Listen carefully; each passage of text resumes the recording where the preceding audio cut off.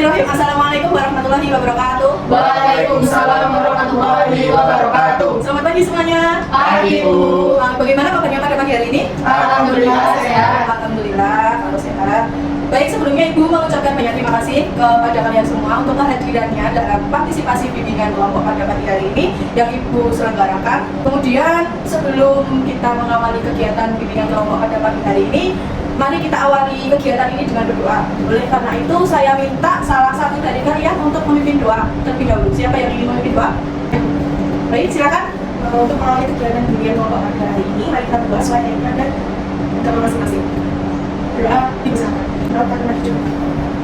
Baik, sebelumnya Ibu terima kasih. Sebelum kita menginjak ke tahap selanjutnya, kita perkenalan terlebih dahulu. Baik, dari sisi sebelah sini dulu. Silakan, kenalkan nama saja.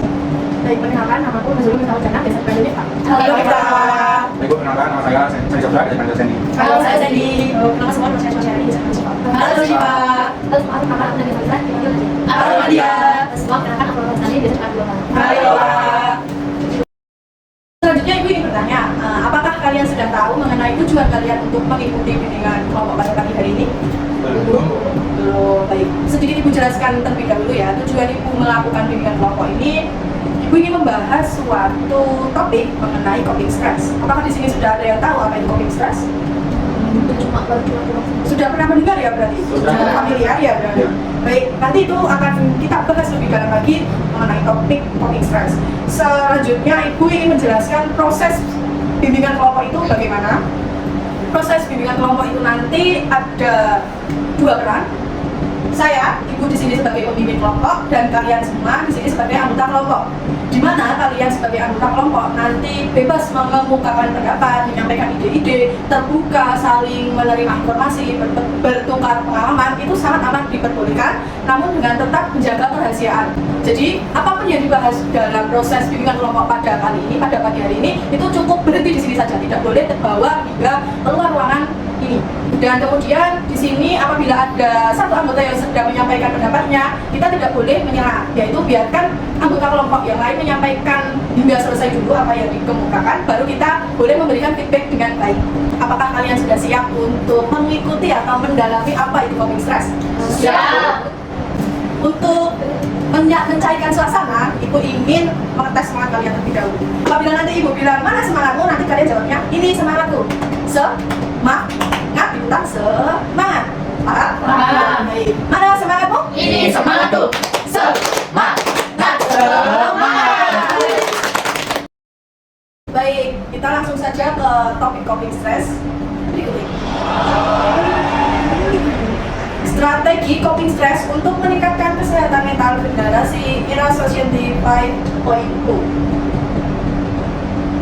Baik, materi pembahasan akan Ibu bagi menjadi 3, yaitu mengenai pemahaman atau memahami coping stress itu sendiri, bagaimana cara mengelola stres pada generasi Z, dan yang terakhir, pentingnya coping stress di kehidupan sehari-hari. Yang pertama, menurut definisi para ahli, coping stress itu merupakan dari Lazarus Holman, proses mengelola jarak antara tuntutan dengan sumber-sumber daya digunakan dalam menghadapi situasi stressful. Sedangkan menurut Sarafino, merupakan proses usaha mengatur situasi yang dipersepsikan oleh adanya kesenjangan antara usaha dan kemampuan yang dinilai sebagai penyebab munculnya situasi stres. Maka dapat disimpulkan definisi coping stress yaitu upaya pengelolaan kognitif dan perilaku pada individu dalam menanggapi atau menghadapi suatu kondisi yang menekan dan melampaui batas kemampuan individu tersebut. Di sini Ibu ingin bertanya, apakah kalian pernah mengalami tekanan dalam proses pembelajaran sehari-hari? Semisal tugas kalian menumpuk, kemudian ditambah dengan ekstrakurikuler kalian yang padat, apakah ada yang pernah mengalami kebingungan hingga bingung harus dikerjakan dari mana? Baik, siapa yang ingin menyampaikan pengalaman pribadinya? Saya mencoba Bu. Baik, silakan. Kalau sekarang ini kan jam sekolahnya juga udah sore ya pulangnya Bu. Apalagi masih ada tugas-tugas yang harus dikerjakan. Belum lagi karena ini udah masuk ke waktu ujian, jadi ada kelas tambahan atau les tambahan yang saya ambil. Jadi buat ngerjain tugas tuh sampai malam banget Bu. Belum lagi nanti siap-siap sekolah di pagi hari. Jadi makanya kayak waktu itu terlalu mepet. terlalu mepet gitu. Ada lagi yang ingin menambahkan? Baik, silakan. Kalau saya kan ikut organisasi di Iya. sekolah ya Bu ya. Terus sebenarnya sama sih, jadi kayak ketika aku masuk ke situ kan setiap guru itu kan beda kan Bu, kan ada yang datanya minggu ini, minggu besok gitu. Jadi kayak kenalan juga. Terus ketika di sekolah itu udah selesai itu kan nggak langsung pulang, jadi kayak masih ada organisasi atau OSIS kayak gitu biasanya. Nah terus kalau pas udah sampai rumah tuh ya tinggal capeknya aja gitu loh. Jadi kayak kapan ya bisa kerjain itu terus, bahkan bisa juga itu kayak Baik, berarti kurang lebih di sini kalian juga bingung ya, harus memulai mengerjakan atau mengawali penyelesaian masalah itu dari mana? Enggak? Kalian pernah nggak sih berpikir, ah ya udah lebih baik nggak usah dikerjain sekalian aja? pernah sih Bu. Beragam sih. Pernah sih. Sering ya berarti ya? Kalau emang udah di kayak putus asa gitu. Kalau saya tetap dikerjain itu nggak mau ikutis, tapi pekerjaannya tuh jadi nggak maksimal gitu. Jadinya kayak asal kerjain gitu. Yang penting numpuk gitu ya? Yang penting selesai. Oke, strategi coping stress sendiri itu dibagi menjadi beberapa. Yaitu beberapanya yang sudah tertampilkan di revisi berikut, yaitu ada coping praktis aktif, aktif distraktif coping skala, coping menghindar, dan coping keagamaan. Dimana caranya itu yang pertama mengenai coping praktis aktif. Dimana maksud dari coping praktis aktif tersebut yaitu berorientasi pada tugas dan menekan pada respon yang proaktif. Jadi kita melawan rasa stres itu sendiri. Ibarat kata yang sudah disampaikan Nadia tadi, itu kurang lebih merupakan contoh dari coping praktis aktif, di mana meskipun kita tugasnya banyak, meskipun kita malas untuk mengerjakannya, kita memaksa diri sendiri untuk tetap menyelesaikan tugas tersebut. Karena mau tidak mau itu juga sudah menjadi tanggung jawab kita sebagai seorang pelajar. Selanjutnya yaitu ada coping aktif, distraktif, coping skala. Dimana pada strategi kedua ini kita sebagai seorang individu itu mengalihkan fokus kita ke hal-hal yang membuat kita bahagia, ke hal-hal yang membuat kita happy atau fun. Entah itu olahraga, ekstrakurikuler, rekreasi, atau misal pergi naik motor, keliling-keliling kota. Itu salah satu dari contoh strategi coping stress yang kedua ini. Jadi kita melakukan refreshing terlebih dahulu sebelum kita bertempur dengan sumber dari yang membuat kita stres gitu. Untuk strategi yang ketiga ini merupakan coping menghindar, di mana coping menghindar itu merupakan perilaku menarik diri atau mengalihkan sumber pikiran kita, pola pikir kita dari hal-hal yang membuat kita stres. Sebenarnya ini hampir sama dengan strategi yang kedua tadi, yaitu aktif, distraktif, coping skala, itu hampir sama, namun memiliki jalur yang berbeda. Bisa saja kita hanya sekedar berdiam diri di kamar, tidak harus refreshing, tidak harus mengeluarkan uang. Yang pada intinya coping menghindar ini kita menarik diri dulu dari kehidupan, dari hiruk-pikuknya tugas dan aktivitas. Begitu. Untuk strategi yang keempat yaitu coping keagamaan, di mana coping keagamaan ini bermaksud atau berartian kita mendekatkan diri kepada Tuhan Yang Maha Esa. Kita lebih sering rajin-rajin untuk berdoa dan beribadah. Berikutnya yaitu ada pentingnya coping stress. Coping stress menjadi salah satu mekanisme pertahanan dalam diri individu saat menghadapi masalah. Hal ini terbentuk melalui proses belajar dan mengingat yang dimulai sejak awal timbulnya stres dan saat mulai disadari dampak stres tersebut. Ada faktor yang berasal dari diri individu itu sendiri dan ada faktor luar dari diri individu itu sendiri seperti faktor lingkungan, budaya, dan peran sosial dalam mempengaruhi coping stress. Sehingga efektivitas coping stress itu sendiri juga memiliki kedudukan yang sangat penting dalam mengatasi faktor-faktor ketahanan dan daya tahan penolakan tubuh terhadap gangguan atau tekanan baik itu secara fisik maupun psikis. Selanjutnya ada urgensi coping stress.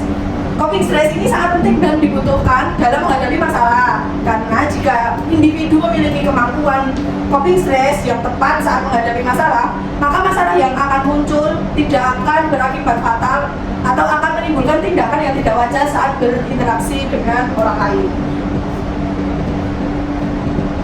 Itu tadi sepenggal pembahasan atau pengantar dari Ibu mengenai coping stress.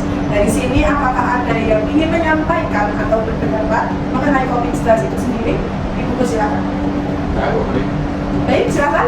Jadi gini Bu, kadang ketika saya udah stres nih Bu, banyak tugas terus bisa organisasi tadi, kemudian untuk mengurangi sedikit stres yang saya alami itu kadang saya mendengarkan musik, terus melihat video YouTube, terus membuka media sosial itu juga termasuk strategi coping stres bukan ya Bu?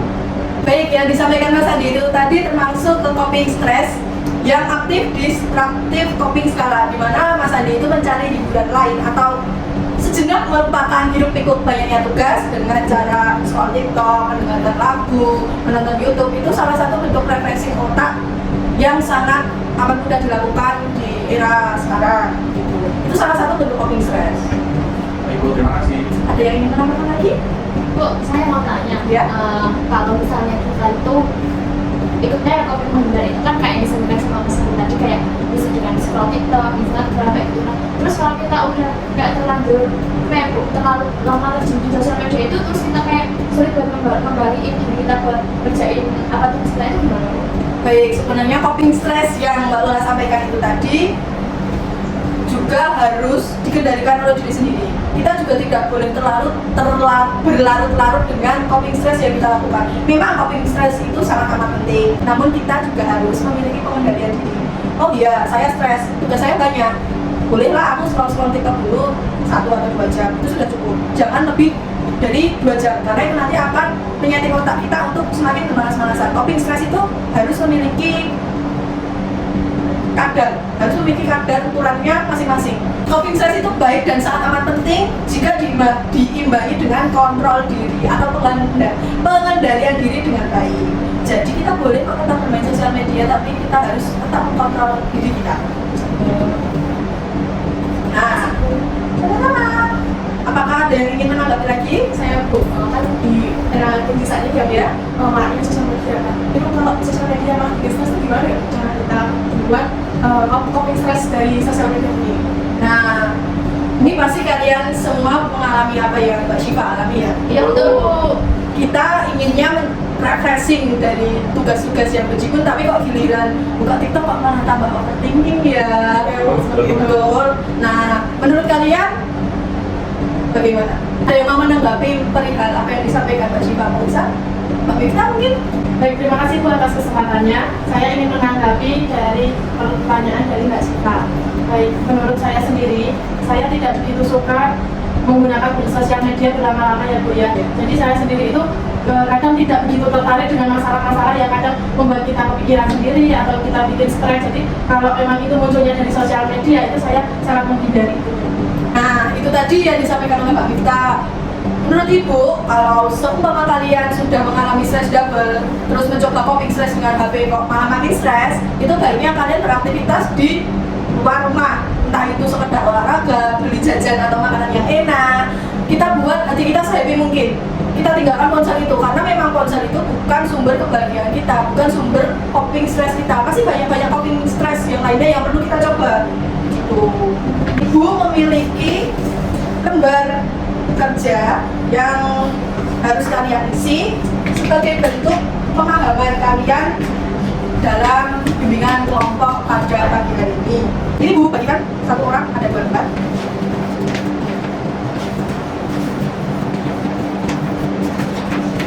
Apakah masing-masing sudah menerima 2 lembar kertas? Sudah. Anak tulis sudah mendapatkan semuanya? Sudah. Baik, Ibu beri waktu 5 menit untuk mengisi 2 lembar kerja tersebut. Apakah cukup? Cukup. Baik, Ibu silakan. Kita bisa bertanya ya, diberi nama atau tidak? Ya, diberi nama dan absen ya. Ya Bu. Sudah semua? Sudah Bu. Kalau sudah semuanya, Ibu ingin salah satu dari kalian menyampaikan jawaban dari lembar kerja kalian. Untuk lembar kerja yang pertama yang ada artikelnya, siapa yang ingin membacakan hasil? Saya Bu ingin mencoba untuk menjawab. Jadi lembar pertama itu, menurut saya perhatian bagi generasi Z dalam menjaga kesehatan mental itu sesungguhnya ya dengan pengelolaan coping stress tersebut. Nah, dengan cara tersebut dapat membantu generasi Z untuk membantu menyelesaikan stres agar tidak menumpuk dan berakibat fatal seperti kayak depresi. Oke, baik. apa yang disampaikan Mbak Lola itu benar, bahwasannya coping stress itu sangat amat penting untuk kehidupan kita sehari-hari, untuk pengelolaan emosi, agar emosi kita juga bisa ditekan atau stres kita bisa ditekan agar tidak berakibat fatal untuk kesehatan mental kita, seperti yang dijelaskan Mbak Lola, seperti depresi, bipolar, dan gangguan kesehatan mental yang lainnya. Untuk membantu kerja yang kedua, yang grafik. Saya Bu, Baik, silakan. terima kasih Bu atas kesempatannya. Jadi saya ingin menjawab pada lembaga kerja yang kedua yang menyajikan grafik. Nah, di grafik ini kan disajikan bahwa generasi Z itu paling tinggi dalam hal persenan kecemasannya.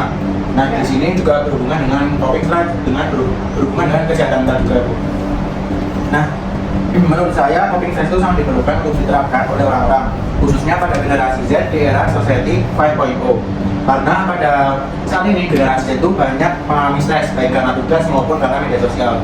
Kemudian coping stress ini juga sangat efisien dalam menjaga kesehatan mental para generasi Z itu. Ya, bagus sekali penyampaiannya. Itu tadi juga masih berkaitan dengan apa yang disampaikan oleh Mbak Lola, bahwasannya coping stress itu sangat penting kita lakukan untuk kehidupan sehari-hari agar kita tidak selalu merasa tertekan, kita tidak selalu merasakan stres, karena kita sebagai manusia juga memerlukan refreshing agar hidup kita terus berlanjut begitu. Dari bimbingan kelompok pada pagi ini, apakah kalian sudah memiliki pemahaman tentang apa sih itu coping stress? Sudah.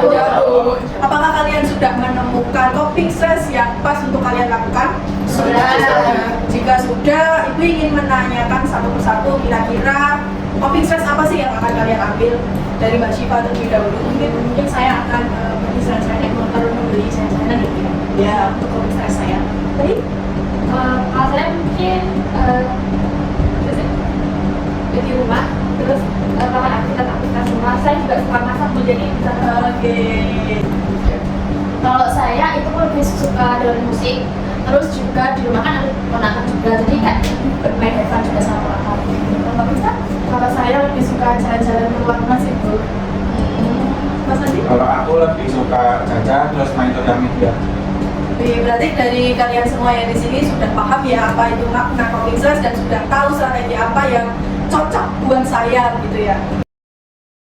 Tak terasa kita sudah berada di akhir bimbingan kelompok pada pagi hari ini. Sebelum Ibu mengakhiri bimbingan kelompok pada pagi hari ini, Ibu ingin menanyakan kesan dan pesan dari kalian mengenai bimbingan kelompok yang Ibu lakukan pada pagi hari ini. Bisa dimulai dari Mas Andi terlebih dahulu. Kalau menurut saya itu sangat cukup, terus juga penyampaian informasi yang diberikan oleh guru juga lengkap sampai yang jelas. Baik, bisa. Saya menyenangkan bukan menyenangkan ibu saya, menyenangkan teman saya tentang bisnis. Baik.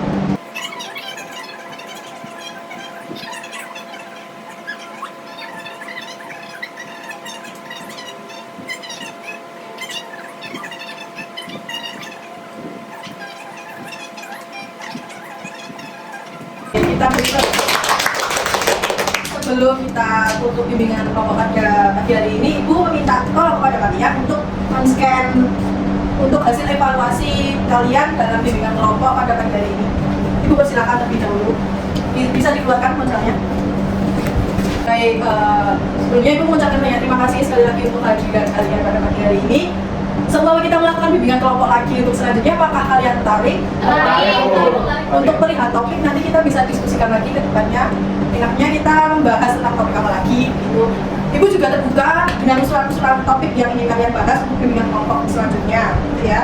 Sebelum Ibu menutup bimbingan kelompok pada pagi hari ini, mari, karena tadi kita buka dengan berdoa, maka kita tutup dengan berdoa. Maka kita tutup juga dengan berdoa. Tadi kan yang pembuka sudah Mbak Syifa. Nah, ini yang mau memimpin doa untuk menutup bimbingan kelompok. Siapa? Saya Bu. Boleh, silakan. Oke teman-teman, untuk mengakhiri kegiatan bimbingan kelompok pada pagi hari ini, amalan tidaknya kita mengucapkan nama masing-masing. Terima kasih Mas Andi sudah berani memimpin doa. Baik, itu tadi bimbingan kelompok yang telah kita lakukan pada pagi hari ini. Ibu ucapkan terima kasih dan Ibu tutup. Wassalamualaikum warahmatullahi wabarakatuh. Waalaikumsalam warahmatullahi wabarakatuh.